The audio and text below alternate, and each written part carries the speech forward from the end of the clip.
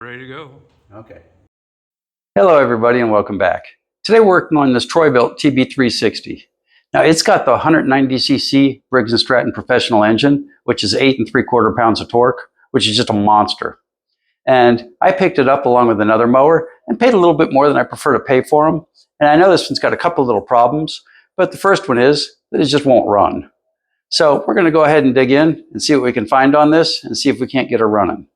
So all you new people out there, go ahead and subscribe. It's free and it's what we work for. So let's get started. Okay, this big boy's kind of interesting. And the first thing I noticed is this little groove here is intended for this fuel line. So I'm not sure if we've got the regular carburetor on this. We might have to do a little research before we put her back together and see if this is the correct carb for the engine. We just did a 175 not that long ago, and it had an entirely different carburetor on it. Okay, I scooted you off to the side a little bit. Break the carburetor loose.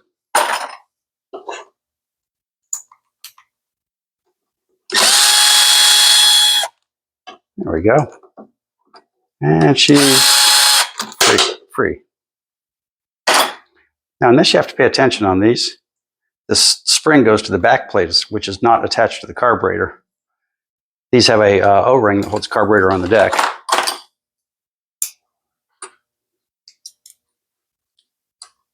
So we're going to carefully remove the spring without stretching it. You want to be very careful with that spring. If you stretch it out, if you can see it's obviously stretched out of shape, go ahead and throw it away and buy a new spring. It'll save you a lot of aggravation in the long run. There you go. We'll kink the fuel line. And we might get a little gas, but we won't get much. This does have gas in the tank.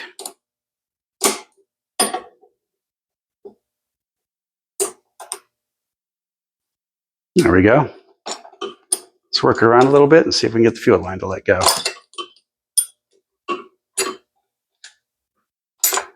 Notice I'm doing my best to hold the carburetor still because I don't want to bend the linkage up.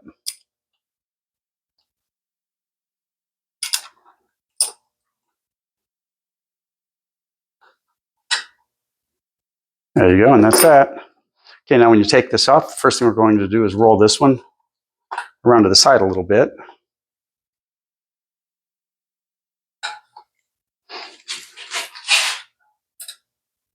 It's easier said than done.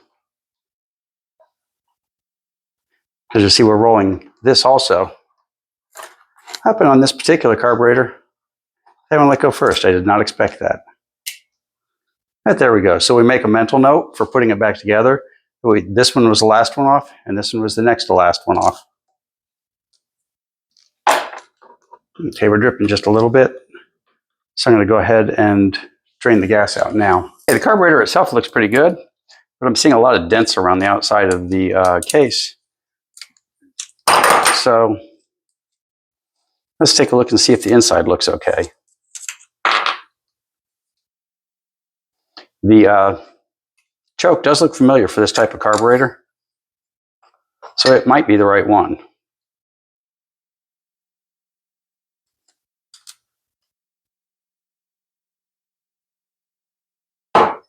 Okay, everything appears to be in order. Linkage appears to work correctly.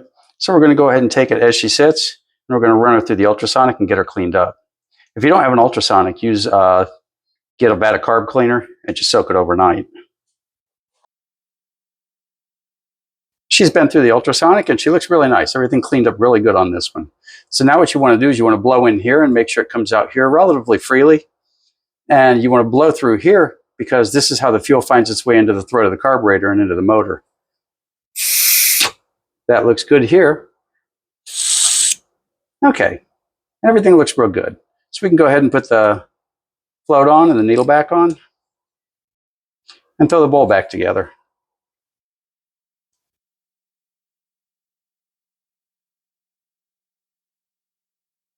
There you go, and remember, like that, it just wasn't quite going. You don't want to push when that happens. You want to take your time. It'll go nice and smooth if you've got it correct.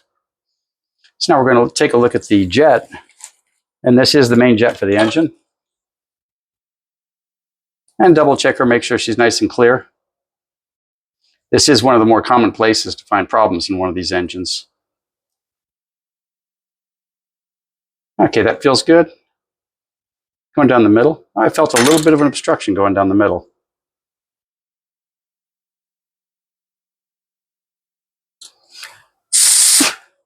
Okay, she's nice and clear now. You know, on most engines, this is what you want to go for. This will almost always be your problem child.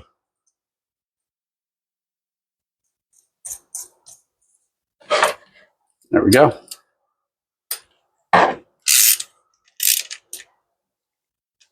And looking at these bangs all over this bowl, I realized what they were probably doing was when it didn't want to start, they were probably hitting this with something, trying to shake the float loose, even though it's very rarely a problem with the float itself. It's usually a problem with the jets being clogged. So let's take her over and put her back on and see if she'll run. I always laugh at myself when I do this, because I always say, yeah, let's see if she'll run, when, of course, we all know we expect it to run the first pull. So remember, the reverse order that we took these off of is the way we want to put it back together.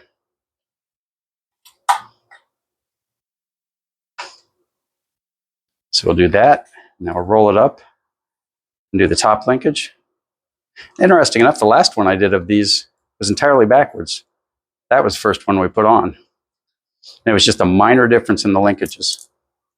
That was a 175. This is a 190. So now we'll go ahead and get the bolt started and get the backing plate back in.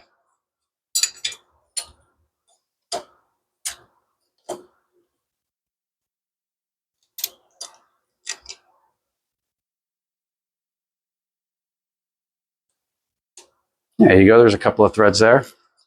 And this is sealed with an O-ring. So that's pretty easy peasy. There we go. But we do want to make sure that this back plate is lined up correctly and push the carburetor into place before we tighten it down. We want to hold it in place.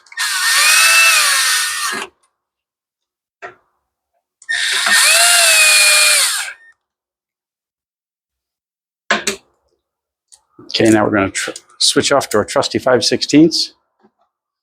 With a lawnmower, most of the tools that I use are 5/16 and 3/8. If you look at how worn this one is, you can tell the 5/16 is by far the most popular socket that I use. There we go. See how the linkage feels? Okay, everything feels pretty good. And it seems to be moving nice and smooth. Okay, this bar is bent way outside normal. You can bend this to affect the idle, but you really shouldn't have to unless something else is wrong. There are occasions once every blue moon where you want to tweak it just a little bit to bring the idle up a little bit. But the golden rule is, if you're adjusting that, you're adjusting the wrong thing. You've got to fix something. There we go. So we've got it in a normal position. And lucky enough, we can start it just like this to see how she runs and decide if we need to adjust it some.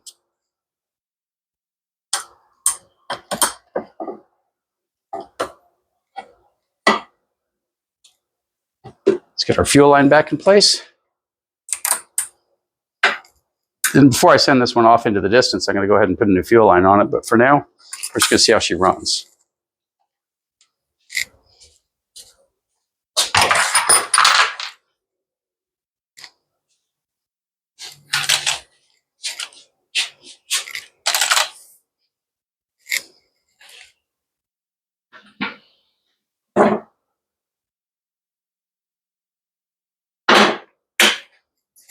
And there we go. Let's take her out in the yard and give her a shot. Okay, got a little bit of gas in it, and I didn't put too much in because I think this one might need a new fuel tank. The cap doesn't seem to tighten correctly. So here's the infamous first pull. Well, how about the infamous second pull?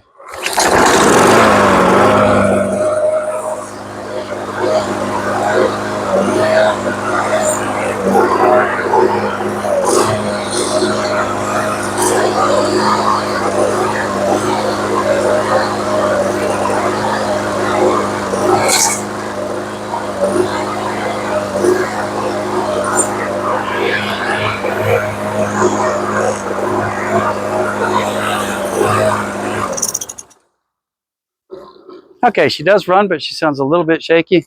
So we're going to go ahead and put a new spark plug in it and see if that takes care of it. Okay, we've got the air filter off, and we've got a new spark plug in her. And let's see what she's got now. Oh, that sounds a whole lot better.